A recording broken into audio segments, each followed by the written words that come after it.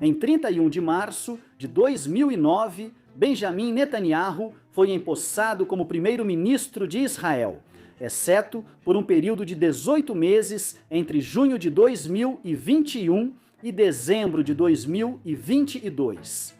Ele está no poder desde então, sendo o primeiro-ministro mais longevo da história de Israel.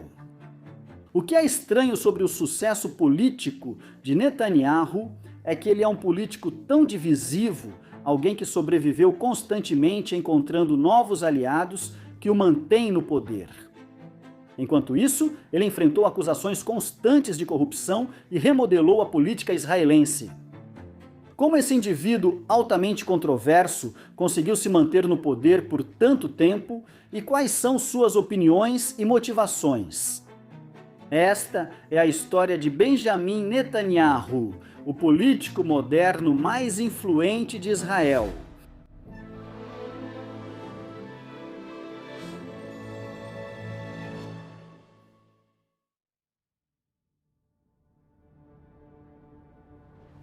O homem, conhecido na história como Benjamin Netanyahu, nasceu em 21 de outubro de 1949 na cidade de Tel Aviv, em Israel.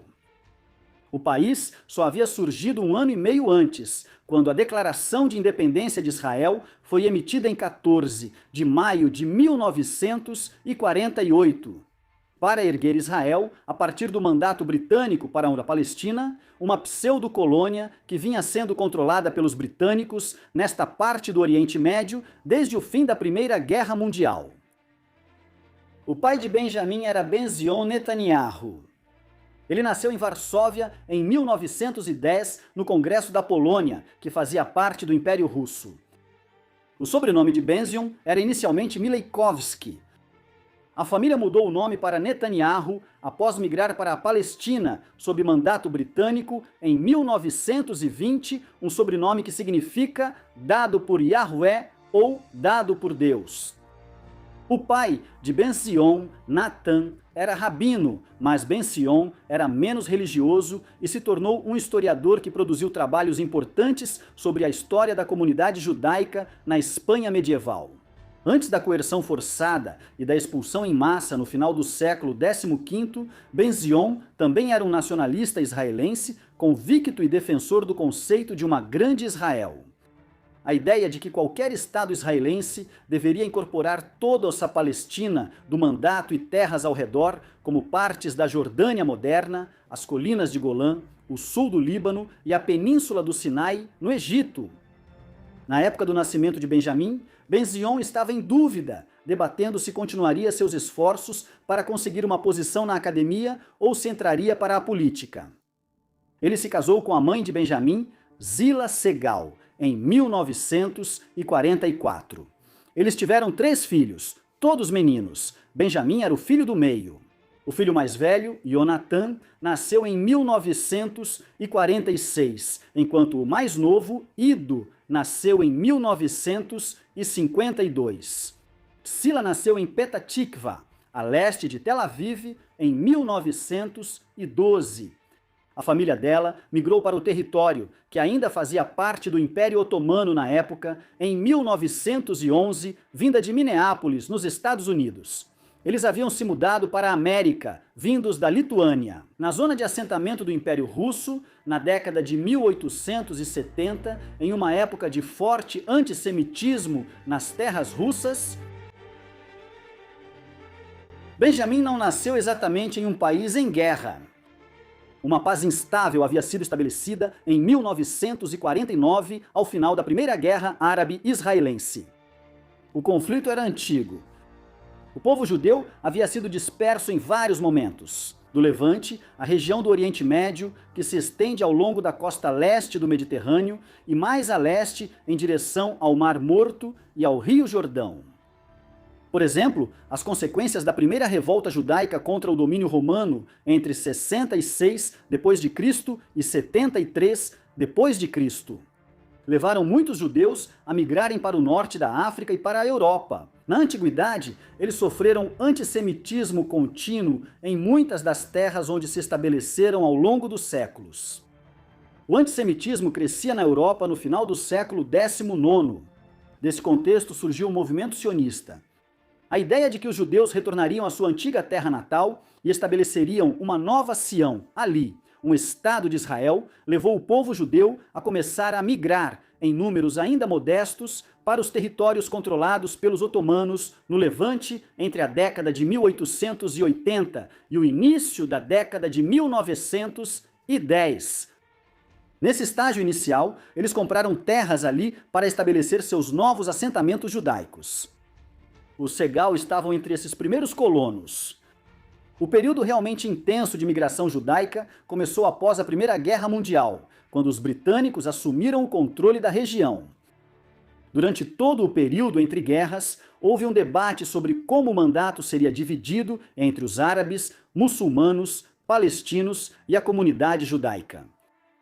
Esse debate se tornou particularmente intenso após a Segunda Guerra Mundial e o Holocausto na Europa.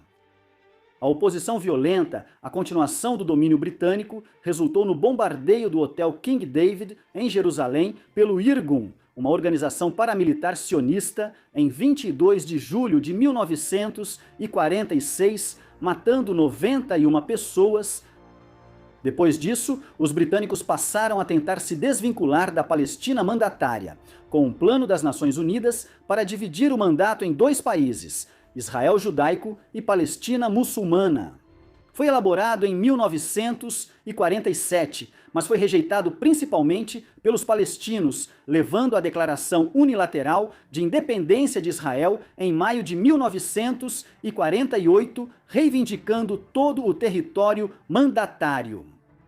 A Primeira Guerra Árabe-Israelense se seguiu, quando os vizinhos de Israel, Egito, Transjordânia, Síria e Líbano, entre outros, atacaram o novo Estado para recuperar as regiões palestinas. A guerra havia terminado alguns meses antes do nascimento de Benjamim, com o Egito assumindo o controle da faixa de Gaza e a Transjordânia ocupando a Cisjordânia e Jerusalém Oriental. A infância de Benjamim foi marcada por uma identidade dupla, americana e israelense. Durante a Segunda Guerra Mundial, seu pai, Ben-Zion, mudou-se para os Estados Unidos para atuar como parte do grupo de lobby sionista que buscava influenciar o governo americano a adotar uma visão mais favorável ao sionismo, no contexto do Holocausto que se desenrolava na Europa. Em 1947, Ben-Zion foi um dos signatários de uma carta publicada no New York Times que se opunha à proposta da ONU de dividir o mandato britânico em dois estados. Assim, a família já tinha laços com os Estados Unidos quando Benjamin nasceu, e em meados da década de 1950, a família Netanyahu se mudou para a Pensilvânia. Para que Ben-Zion pudesse assumir um cargo como professor de língua e literatura hebraica na Universidade Dropsey, na Filadélfia, a primeira universidade judaica avançada dos Estados Unidos. Mais tarde, Ben-Zion assumiu um cargo na Universidade Cornell, no estado de Nova York. Tudo isso significou que, embora Benjamim e seus irmãos tenham passado uma quantidade considerável de tempo em Israel, grande parte da juventude deles foi vivida crescendo nos Estados Unidos. Enquanto Benjamim, seus pais e dois irmãos se mudavam de um lado para o outro entre Israel e os Estados Unidos, as fronteiras de Israel estavam mudando junto com seu status internacional. O Egito havia sido, de fato, uma colônia britânica desde 1882, já que o interesse do Império Britânico no país se tornou altamente importante. Desde que o Canal de Suez foi inaugurado em 1869, o Egito foi adquirindo mais independência gradualmente após a Primeira Guerra Mundial. Mas mesmo durante o conflito contra a Alemanha nazista, entre 1939 e 1945, o Egito continuou sendo a principal base de operações dos britânicos no norte da África. Essa situação foi revertida após a guerra. No dia 23 de julho de 1952, ocorreu a Revolução Egípcia, um golpe militar que levou o nacionalista pan-árabe Gamal Abdel Nasser ao poder em 1954. Em julho de 1956, ele nacionalizou o Canal de Suez, sobre o qual a Grã-Bretanha e a França mantinham influência controladora até então.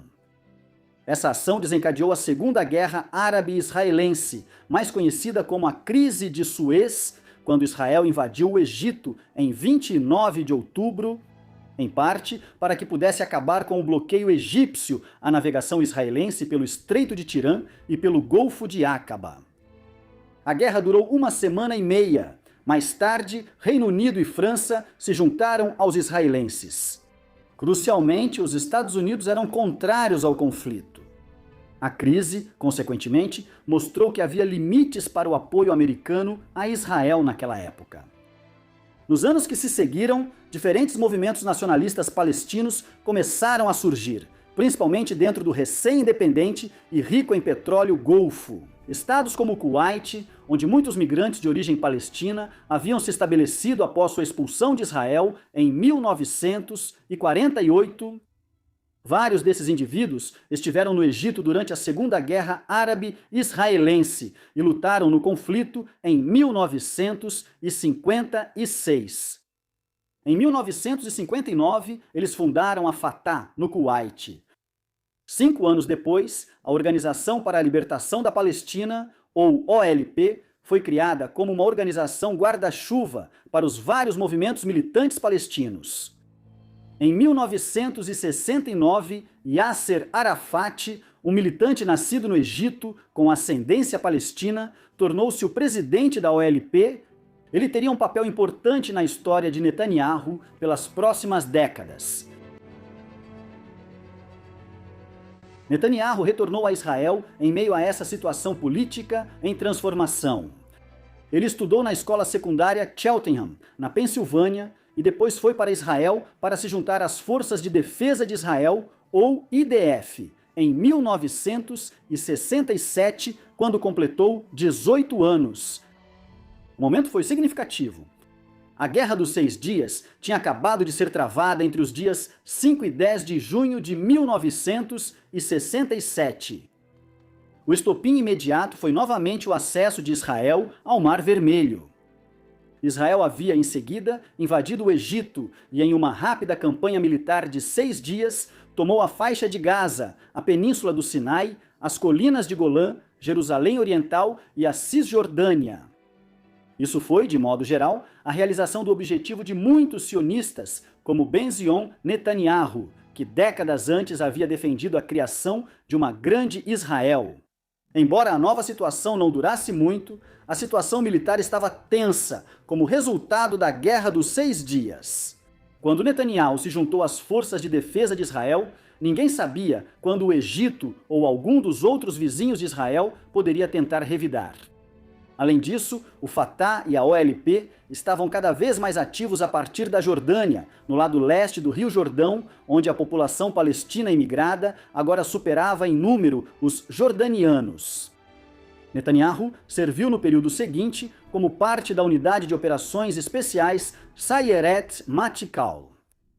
Ele participou de incursões na Jordânia e no Egito como parte da guerra de atrito não declarada que se seguiu à Guerra dos 6 Dias. E aparentemente quase foi morto em uma missão no Sinai em maio de 1969.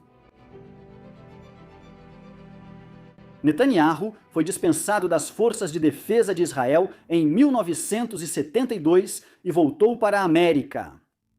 Lá, ele começou a estudar arquitetura no Instituto de Tecnologia de Massachusetts. Logo depois, ele já voltava para Israel. No dia 6 de outubro de 1973, uma coalizão árabe formada pelo Egito, Síria, OLP e outros grupos árabes invadiu Israel em um ataque surpresa em massa. Na festa de Yom Kippur, o dia mais sagrado do judaísmo, a Guerra do Yom Kippur reverteu muitos dos ganhos israelenses obtidos na Guerra dos 6 Dias, lá em 1967. O Egito recuperou parte do território perdido.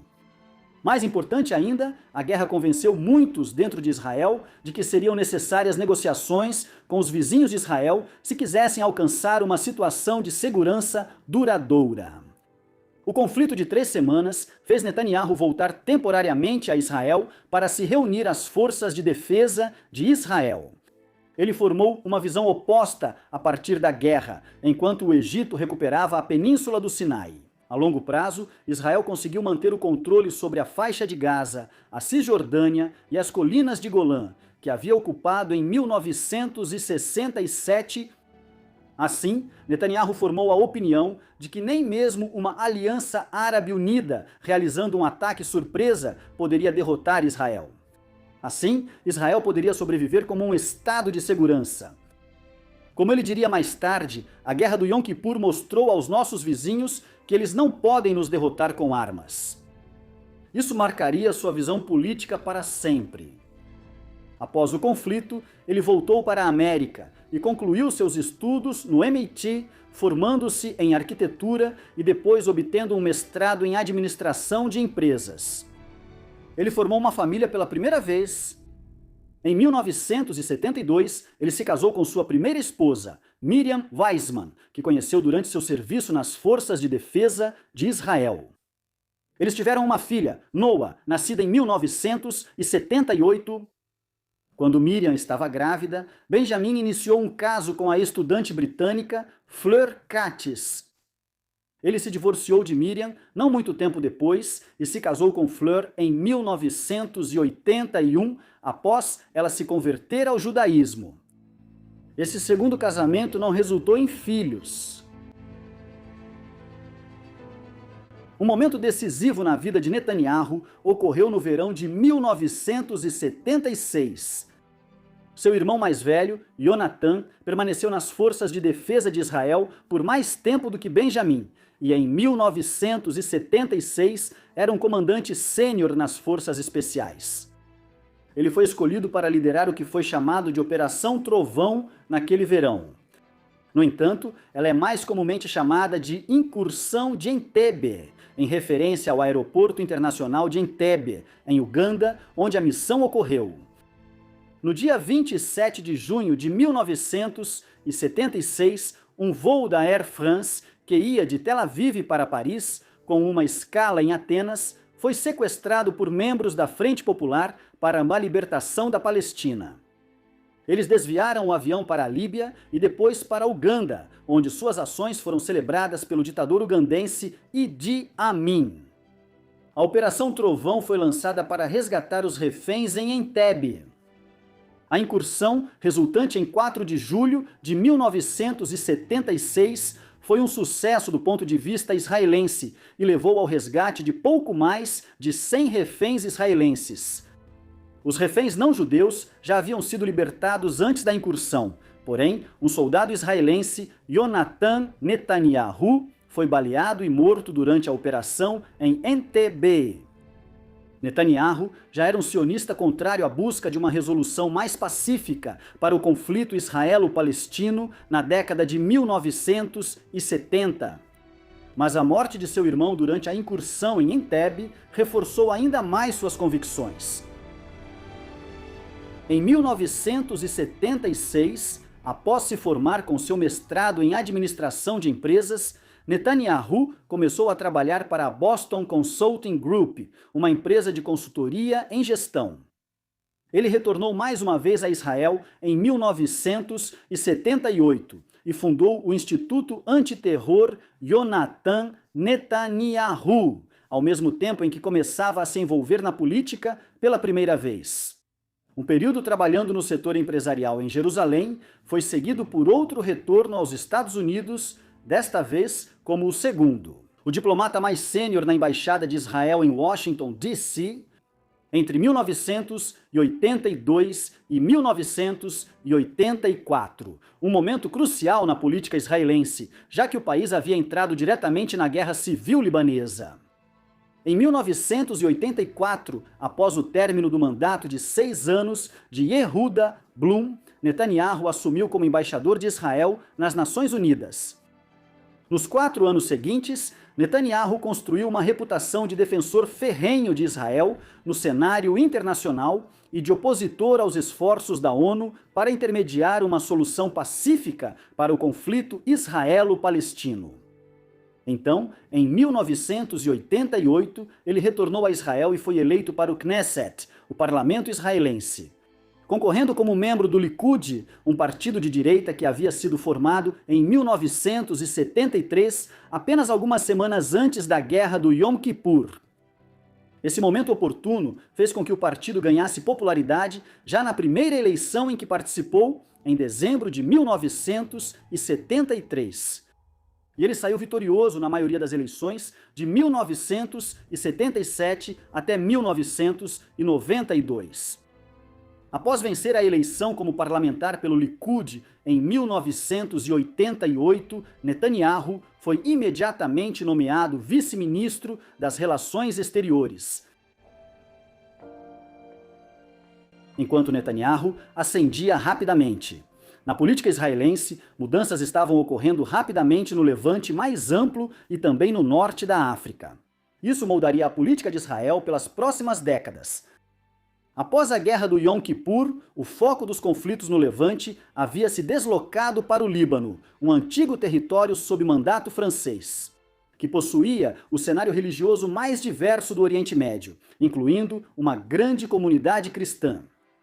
Conflitos internos e a chegada da OLP ao país no início dos anos 1970 levaram ao início da Guerra Civil Libanesa em 1975.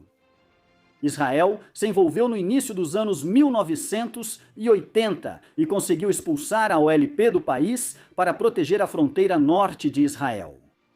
Arafat e a OLP foram para o exílio na Tunísia e passaram o restante dos anos 1980 e o início dos anos 1990 no norte da África. Enquanto isso, um novo movimento surgiu entre os palestinos na faixa de Gaza e na Cisjordânia contra o domínio israelense no final de 1987. Isso ficou conhecido como Primeira Intifada. Agora surgia uma questão dentro da política israelense sobre se Israel precisava ou não chegar a um acordo com a OLP para evitar uma situação em que cidadãos israelenses fossem atormentados por ataques terroristas quase continuamente, e para impedir que grupos palestinos mais radicais surgissem e ultrapassassem a OLP. Por isso, no início dos anos 1990, iniciaram-se negociações com a OLP, com o objetivo de estabelecer um processo de paz que permitisse a criação de um Estado palestino a partir de parte das terras que Israel havia ocupado por décadas. Os acordos de Oslo, que foram negociados entre Israel e a OLP na primeira metade dos anos 1990, delinearam um plano pelo qual um Estado palestino seria criado gradualmente, composto pela faixa de Gaza, a Cisjordânia e Jerusalém Oriental. Esse Estado não seria tão grande quanto o Estado palestino, planejado pelo Plano da ONU de 1947, mas depois de quase meio século, um plano para uma solução de 2 estados estava novamente em andamento. O Likud venceu as eleições para o Knesset em 1988 e o líder Yitzhak Shamir continuou como primeiro-ministro de Israel durante as primeiras fases do processo de paz. No entanto, em 1992, devido à percepção de fracasso do Likud em lidar com a primeira intifada, o Partido Trabalhista venceu novas eleições para o Knesset e Yitzhak Rabin tornou-se o novo primeiro-ministro. Ele e seu ministro das Relações Exteriores, Shimon Peres, então negociaram os acordos de Oslo e foram conjuntamente agraciados com o Prêmio Nobel da Paz em 1994, ao lado de Yasser Arafat. Em resposta à derrota nas eleições de 1992, Shamir renunciou ao cargo de líder do Likud. Em março de 1993, Netanyahu foi eleito como seu sucessor. Esse foi um período turbulento na política israelense, pois o país estava cada vez mais dividido entre aqueles que eram a favor de um acordo negociado para a sua questão palestina, que permitiria que israelenses e palestinos vivessem pacificamente lado a lado, e aqueles que acreditavam que a única maneira de garantir o futuro de Israel era estabelecendo um Estado militar forte. As divisões no país ficaram absolutamente claras quando, Yitzhak Rabin foi assassinado na noite de 4 de novembro de 1995 em Tel Aviv, ao final de um comício em apoio aos Acordos de Oslo. Seu assassino foi Igal Amir, um extremista israelense que se opunha ao processo de paz. Isso, combinado com vários grandes ataques terroristas palestinos, como os atentados a ônibus na rua Jaffa em 25 de fevereiro de 1996, abriu caminho para novas eleições no Knesset. Em maio de 1996, na votação, o Partido Trabalhista obteve uma participação um pouco maior do que o Likud, mas Netanyahu conseguiu negociar uma coalizão que o levou ao poder como o mais jovem primeiro-ministro de Israel, com 46 anos de idade. A nova primeira família era composta por ele e sua terceira esposa, Sarah. Ele se divorciou de Fleur Katz em 1984 e se casou com Sarah em 1991. Eles têm 2 filhos juntos, Yaya e Avner, nascidos em 1991 e 1994. O primeiro mandato de Netanyahu como primeiro-ministro de Israel foi muito diferente do seu período posterior como líder do país. Em 1996, os Estados Unidos eram vistos como a única superpotência triunfante do mundo após o fim da Guerra Fria. Nesse ambiente, o objetivo do presidente Bill Clinton e de sua administração era avançar na solução de 2 estados. Independentemente de quem estivesse no poder em Israel, Netanyahu estava ciente disso e teve que se conformar com os desejos americanos de uma forma que ele não conseguiria anos depois.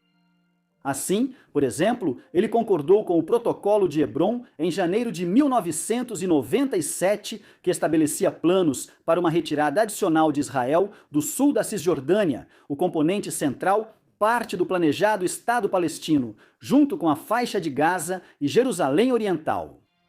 No entanto, ao mesmo tempo, Netanyahu tentou obstruir o processo de outras maneiras. Por exemplo, ele se opôs a fazer novas concessões sobre a soberania dupla em Jerusalém. Suas tentativas de administrar interesses concorrentes acabaram lhe fazendo perder apoio. Sionistas linha dura eram contra qualquer nova concessão aos palestinos. Mas, para aqueles que apoiavam os acordos de Oslo e o processo de paz, Netanyahu não estava indo longe o suficiente. Esse colapso em seu apoio, combinado com acusações emergentes de corrupção contra ele, levou a um voto de desconfiança e a convocação de eleições antecipadas para maio de 1999. As eleições para o Knesset, em 17 de maio de 1999, produziram um dos parlamentos mais fragmentados da história de Israel. A votação do Likud caiu para apenas 14%, enquanto grupos de direita mais radicais, como o Sha'as, cresceram à medida que os opositores do processo de paz se afastaram do centro. No final, uma coalizão de partidos, tanto da esquerda quanto da direita, foi formada por Ehud Barak, o líder do Partido Trabalhista. E ele sucedeu Netanyahu como primeiro-ministro, embora o governo sempre tenha estado em bases frágeis e tenha durado apenas 2 anos. Em 1999, Netanyahu entregou a liderança do Likud para Ariel Sharon e deixou a política para voltar ao mundo dos negócios. No entanto, foi apenas um breve hiato. Em 2001, quando uma nova eleição para primeiro-ministro foi realizada, muitos dentro do Likud procuraram Netanyahu para incentivá-lo a concorrer como uma alternativa a Sharon, mas Netanyahu recusou. Um ano depois, ele aceitou uma oferta para retornar ao governo como ministro das Relações Exteriores no gabinete de Sharon. Enquanto isso, o processo de paz se desfazia. Uma segunda intifada havia começado em Israel e nos territórios palestinos em setembro de 2000. Ela duraria 4 anos e meio e demonstrou que a OLP estava sendo superada por grupos palestinos mais militantes, como o Hamas. Não ajudou em nada o fato de que a liderança idosa da OLP, representada por indivíduos como Arafat e Mahmoud Abbas, revelou-se altamente corrupta após assumir o poder na cidade de Gaza e em Ramallah. Crucialmente, a segunda intifada foi muito mais violenta do que a primeira, uma década antes, com atentados terroristas em massa, tendo como alvo centros civis em cidades israelenses. O ressurgimento de Netanyahu como um político israelense de destaque foi rápido. Quando novas eleições para o Knesset foram realizadas em 2003, o apoio ao Likud disparou para quase 30% dos votos. Percebia-se que o Partido Trabalhista conduziu Israel ao processo de paz. E o início da segunda intifada foi um sinal de que esse processo havia fracassado, deixando os cidadãos israelenses ainda menos seguros do que estavam na época da primeira intifada. Consequentemente, Sharon continuou como primeiro-ministro e, surpreendentemente, promoveu Netanyahu, seu principal rival pelo poder dentro do Likud, ao cargo de ministro das Finanças. Nos 2 anos seguintes, ele iniciou uma série de reformas econômicas neoliberais que privatizaram ativos estatais. Houve um surto econômico entre 2004 e 2007, conquistando apoiadores para Netanyahu nesse processo. No entanto, é discutível se isso foi simplesmente uma recuperação. Após a segunda intifada ter criado uma mini-crise econômica, no início dos anos 2000, essa crise em particular começou a diminuir em 2004. Em novembro, Yasser Arafat morreu sob circunstâncias possivelmente suspeitas em um hospital na França. E seu sucessor, Mahmoud Abbas, negociou o fim da intifada na cúpula de Sharm el-Sheikh em fevereiro de 2005. O novo plano de paz envolvia Israel se desengajando da faixa de Gaza, um processo que foi concluído rapidamente no outono de 2005. Netanyahu se opôs à medida, declarando que isso entregaria a faixa ao Hamas. Ele renunciou ao governo em protesto e logo voltaria a assumir o controle do Likud, enquanto a política israelense entrava em um novo período de instabilidade. Embora Sharon tenha tentado evitar qualquer possível desafio à liderança ao trazer Netanyahu para o governo, após a retirada de Gaza, ficou claro que ele havia perdido apoio. Por isso, ele decidiu deixar o Likud e fundar seu próprio partido, o Kadima, a partir da ala mais moderada do Likud. Isso deixou o caminho livre para Netanyahu se tornar líder do Likud novamente. No entanto, a maioria dos apoiadores do partido os abandonou. Nas eleições para o Knesset em 28 de março de 2006. A votação do Likud caiu para apenas 9% e Netanyahu levou apenas 12 membros para o Knesset de 120 cadeiras.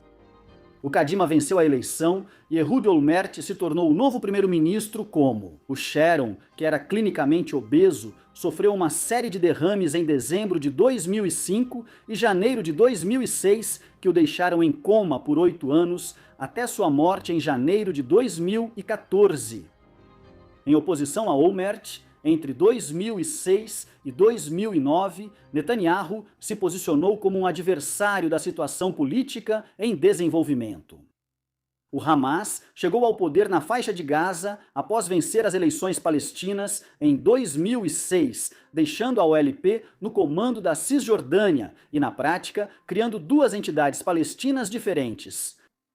Uma guerra se desenvolveu entre Israel e o Hamas depois disso, até um cessar-fogo mediado pelo Egito em 2008. Netanyahu se opôs ferozmente a isso, argumentando que isso apenas permitiria que o Hamas se rearmasse sem nenhum benefício para Israel. O surgimento de Netanyahu como a principal figura política em Israel moderno começou com as eleições para o Knesset em fevereiro de 2009. O Likud mais que dobrou seu desempenho em relação a 3 anos antes e garantiu 22% dos votos. Embora isso tenha ficado um pouco atrás do Kadima, Netanyahu estava em melhor posição para formar uma grande coalizão entre o Likud e os partidos menores, o que o tornou primeiro-ministro. Desde então, ele tem sido quase continuamente o primeiro-ministro de Israel, com exceção de um período de 18 meses entre o verão de 2021 e dezembro de 2022. Embora sua liderança tenha sido frequentemente instável, com muitas eleições para o Knesset durante esse período, sua abordagem ao governo nesse tempo é às vezes descrita como a doutrina Netanyahu. Na prática, o que Netanyahu supervisionou foi um afastamento do processo de paz em direção à criação de um Estado de segurança, que tem como objetivo expandir a presença de Israel no Levante. Isso foi possível graças ao aumento da militarização e ao desenvolvimento de mecanismos de segurança de alta tecnologia, como o Sistema de Defesa Aérea Domo de Ferro.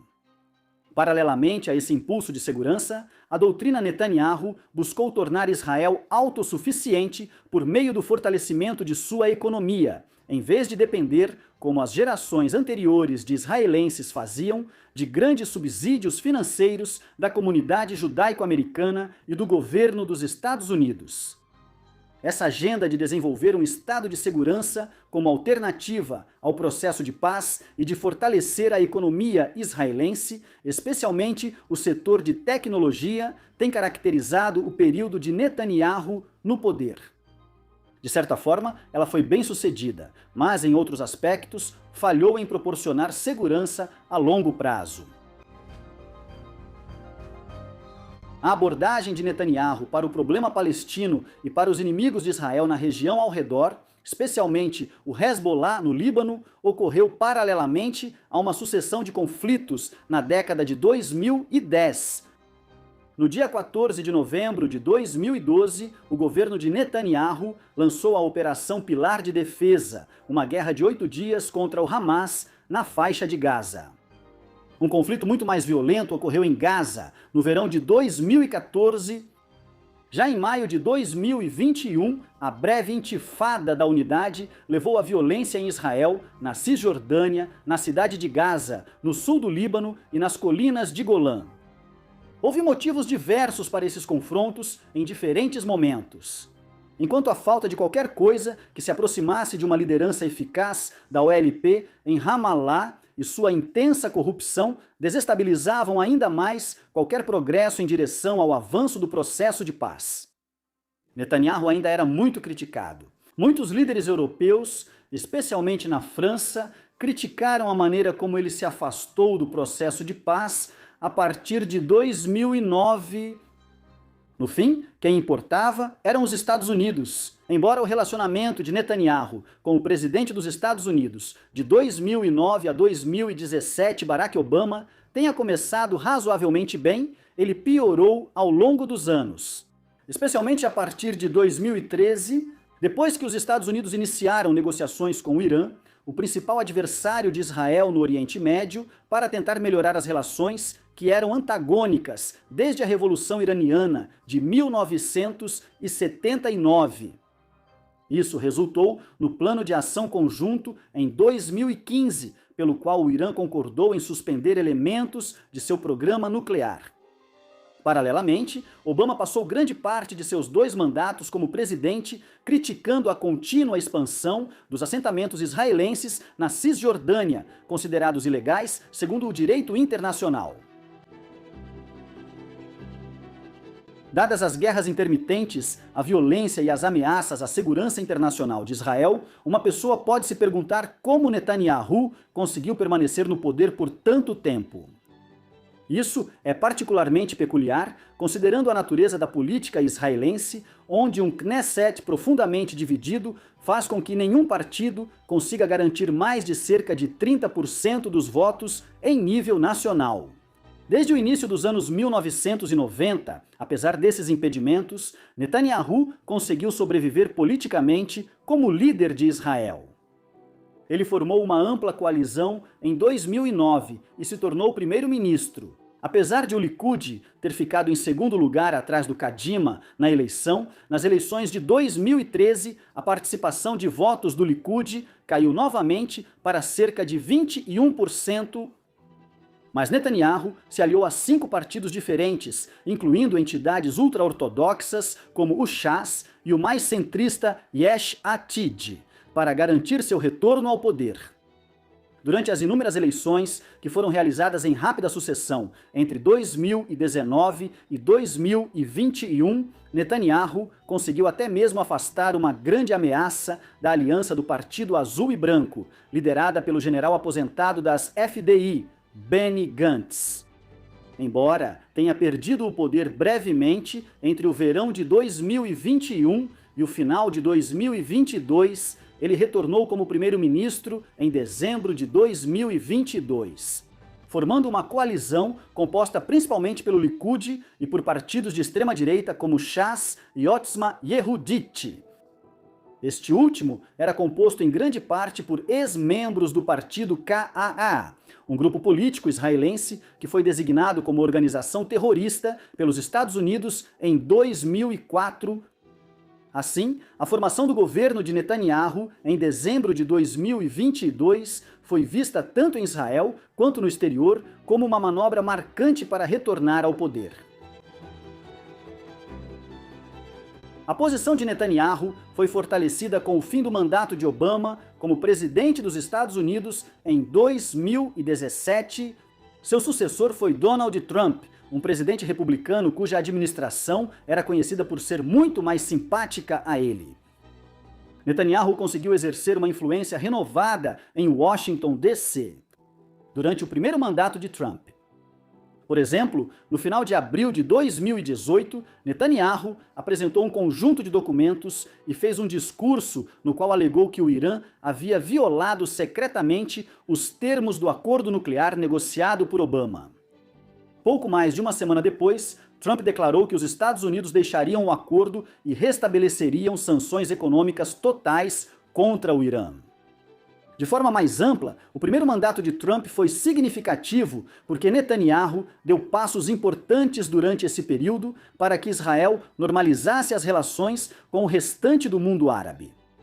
Antes disso, Israel só havia sido reconhecido pelo Egito em 1979 como parte dos acordos de Camp David e pela Jordânia em 1994 como parte da assinatura dos acordos de Oslo. Em 2020, os acordos de Abraão foram concluídos. Por meio desses acordos, os Emirados Árabes Unidos e o Bahrein reconheceram Israel, e Marrocos e Sudão seguiram logo depois. Eles demonstraram como os negócios e o dinheiro, em vez da religião e de alianças étnicas comuns, agora estavam moldando o Oriente Médio de uma forma que não acontecia nos anos 1940. Netanyahu tinha como objetivo final conseguir que a Arábia Saudita, a potência econômica emergente do Oriente Médio, reconhecesse Israel. Os acordos de Abraão foram um golpe diplomático para Netanyahu, mas também vieram em um momento em que seu prestígio político estava em declínio. Israel estava passando por várias eleições para o Knesset em rápida sucessão, e as acusações sobre sua corrupção no cargo estavam aumentando. Israel, é preciso dizer, tem uma cultura de corrupção no alto escalão do Estado. Enquanto os primeiros líderes do país, como David Ben-Gurion e Golda Meir, não foram acusados de má conduta no cargo, quase todos os primeiros ministros do país, desde o início dos anos 1990, foram. Mesmo que as acusações contra Shimon Peres fossem relativamente leves. Ehud Olmert, no entanto, foi condenado por acusações de suborno e sentenciado a 6 anos de prisão em 2014.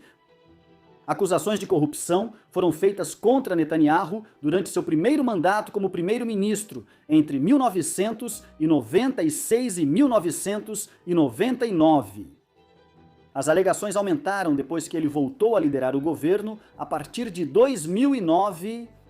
Acredita-se que ele tenha recebido presentes de centenas de milhares de dólares ao longo dos anos. Para flexibilizar as leis fiscais, favorecer residentes que retornam a Israel de outros países e garantir vistos dos Estados Unidos para vários cidadãos israelenses. Um dos casos contra ele, o caso 2000, diz respeito ao seu relacionamento com Anon Moses, o proprietário do Yediot Ahronot, um dos principais jornais sensacionalistas de Israel. Os promotores afirmam que Netanyahu chegou a um acordo com Moses, segundo o qual seria apresentada uma legislação para beneficiar o jornal. Em troca, Moses daria cobertura midiática positiva para Netanyahu. Essas foram algumas das acusações que levaram os promotores a começarem a pressionar pela acusação de Netanyahu a partir de 2018.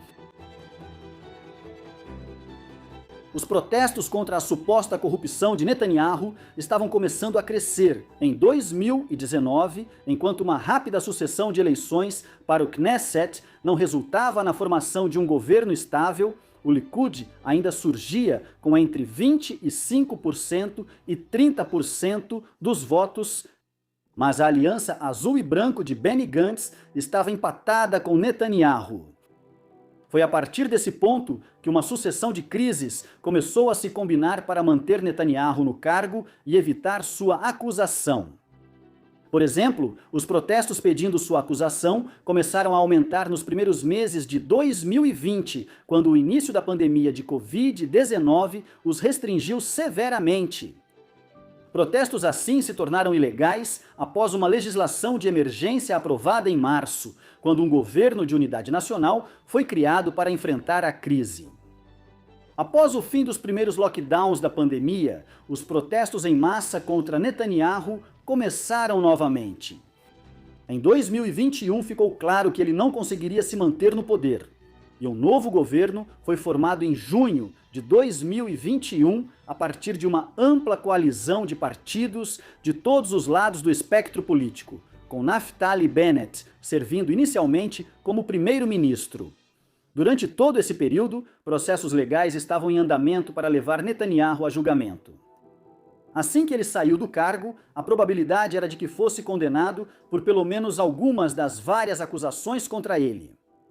Assim, parecia, no verão de 2021, que embora a pandemia de Covid-19 tivesse atrasado temporariamente sua queda do poder, a carreira política de Netanyahu estava chegando ao fim. Com sentença de prisão em seguida, em 2022, parecia que Netanyahu não conseguiria dar a volta por cima novamente, mas foi exatamente isso que ele fez. O governo que foi formado por Bennett e outros no verão de 2021 era assim, com a maioria mais estreita possível, apenas 61 votos no Knesset de 120 cadeiras, cada voto era necessário para manter o governo vivo. Não foi possível manter a coesão por muito tempo em um governo tão ideologicamente dividido, cujo único objetivo coerente era manter Netanyahu fora do poder. Após menos de um ano, sua maioria funcional desmoronou, abrindo caminho para que Netanyahu retornasse ao poder no final de 2022. A nova administração esteve envolvida em controvérsias desde seus primeiros dias. O novo ministro da Justiça e vice-primeiro-ministro, Yariv Levin, propôs, assim que assumiu o cargo, implementar reformas judiciais de grande alcance. Isso daria ao governo da época maior controle sobre a Suprema Corte de Israel. A separação de poderes entre o judiciário e o executivo é um elemento fundamental de qualquer democracia moderna. Um elemento que garante que o governo da época ainda esteja sujeito à lei. Um grande número de israelenses acreditava que as reformas judiciais foram feitas para garantir que Netanyahu não fosse condenado por acusações de corrupção e que ele tivesse mais controle sobre o judiciário. Grandes protestos ocorreram nos meses seguintes, com dezenas de milhares reunidos em cidades como Tel Aviv. Esses protestos foram mantidos por muitos meses, de janeiro de 2023 até o início de outubro. No final, as reformas judiciais não seriam aprovadas da maneira que foi inicialmente proposta em janeiro de 2023. Uma chamada Lei da Razoabilidade, pela qual o governo poderia anular decisões judiciais, foi aprovada temporariamente no verão de 2023, mas foi revogada no início de 2024. A questão maior é que as reformas judiciais e os protestos em torno delas foram em grande parte deixados de lado como resultado dos ataques coordenados do Hamas a Israel a partir da faixa de Gaza, em 7 de outubro de 2023. Naquela manhã, milhares de foguetes foram lançados da faixa de Gaza para distrair as defesas de Israel. Depois, milhares de militantes do Hamas romperam as defesas entre Gaza e Israel e atacaram em Israel. O alcance total dos ataques foi bem documentado. Por exemplo, cerca de 364 israelenses foram mortos no Festival de Música Nova, que estava sendo realizado próximo ao lado israelense da fronteira. Ataques a kibbutzim israelenses e casos de violência sexual também ocorreram em toda a região da fronteira. Aproximadamente 250 reféns foram então levados para a faixa de Gaza. Milhares de pessoas foram mortas e feridas no ataque mais destrutivo contra Israel em meio século. E um evento que foi imediatamente comparado aos ataques de 11 de setembro contra os Estados Unidos pela Al-Qaeda em 2001. Em termos das cicatrizes psicológicas que deixaria na nação de Israel, mal haviam ocorrido os ataques de 7 de outubro e as críticas dentro de Israel já começaram a se concentrar em Netanyahu. Questionaram como os ataques ocorreram em um estado com alta segurança tecnológica. Como, por exemplo, os satélites israelenses não detectaram comportamentos incomuns no lado de Gaza das barreiras físicas que separam toda a faixa de Gaza de Israel. Ou porque os serviços de inteligência de Israel não detectaram informações sobre um possível ataque. Outra crítica era que a polícia e o foco das Forças de Defesa de Israel, FDI, estavam distraídos pela reforma judicial. Protestos em Tel Aviv e em outros lugares que estavam diretamente relacionados às tentativas de Netanyahu de escapar da acusação por graves acusações de corrupção. Finalmente, poucas horas após os ataques, as tensões começaram a aumentar em relação a toda a estratégia empregada por Netanyahu nos últimos 14 anos. Por exemplo, no dia seguinte aos ataques, em 8 de outubro de 2023, o Times of Israel publicou artigos argumentando que toda a doutrina de Netanyahu foi parcialmente responsável por eles, alegando que ele promoveu ativamente a divisão nos territórios palestinos ao longo de muitos anos para enfraquecer a OLP e a Autoridade Palestina em Ramallah. Nesse processo, fortalecendo o Hamas na faixa de Gaza. Portanto, mesmo que os israelenses tenham se unido pela raiva após os ataques, Netanyahu não escapou das críticas. E sentiu a necessidade de trazer a aliança de Benny Gantz e vários outros partidos de todo o espectro político para um governo de unidade. Após os ataques, Netanyahu supervisionou a resposta israelense aos ataques de 7 de outubro do final de 2023 até 2024 e 2025. A guerra prolongada é controversa e multifacetada, tendo se expandido para conflitos em outras partes do Oriente Médio. Inicialmente, havia um consenso na Europa e na América do Norte de que o governo de unidade liderado por Netanyahu estava justificado em revidar contra o Hamas. Na faixa de Gaza, também conseguiu ao longo do tempo libertar um grande número de reféns que foram levados para Gaza como parte de extensas trocas de prisioneiros. Com o tempo, porém, em 2024, o consenso sobre se Israel estava agindo de forma apropriada ou não se desfez. A questão principal não era se Israel tinha ou não o direito de travar guerra contra o Hamas em si, mas se sim ou não. As forças de defesa de Israel, sob a direção do governo liderado por Netanyahu, estavam engajadas em uma campanha intencional para matar civis na faixa de Gaza. Especificamente, ao não permitir ajuda suficiente de todos os tipos, desde comida e água potável até remédios e combustível. No dia 21 de novembro de 2024, o Tribunal Penal Internacional emitiu um mandado de prisão para Netanyahu, citando crimes de guerra como o uso da fome como método de guerra e o direcionamento intencional de ataques contra a população civil como motivo para a emissão do mandado Baus Nun Purbashim Unpumossal Baija. Netanyahu também expandiu a guerra para outras partes do Oriente Médio. Por exemplo, assim que os ataques de 7 de outubro começaram, o Hezbollah, a organização terrorista libanesa apoiada pelo Irã, começou a disparar grande quantidade de foguetes contra o norte de Israel.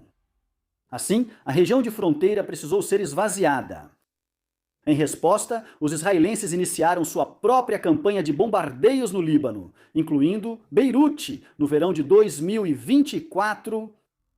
Isso foi ampliado para uma invasão terrestre em 1º de outubro de 2024.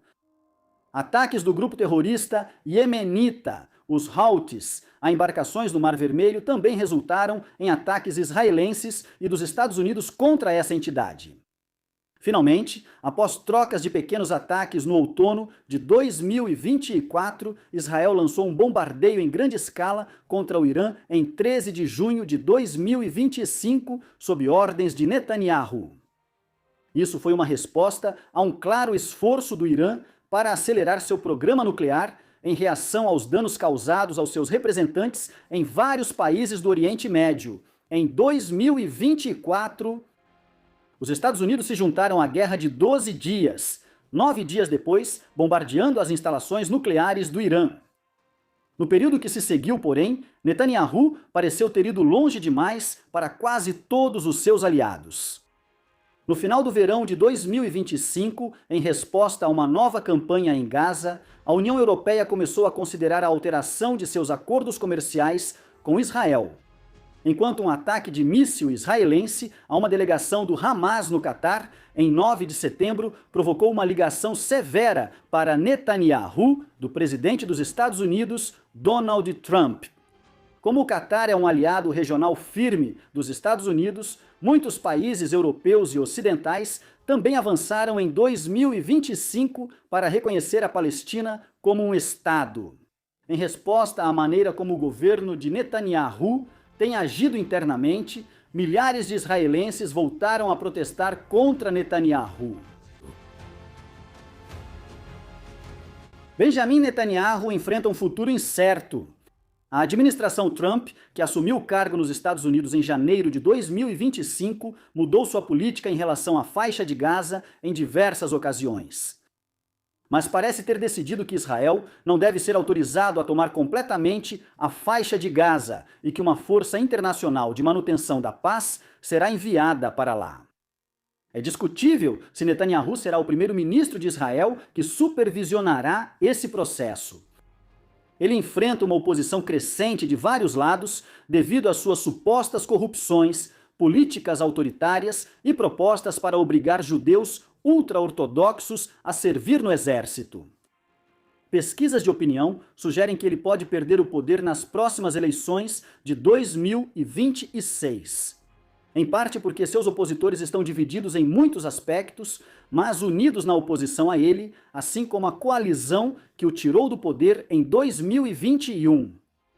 Se der errado para Netanyahu, ele pode enfrentar uma sentença de prisão nos próximos anos.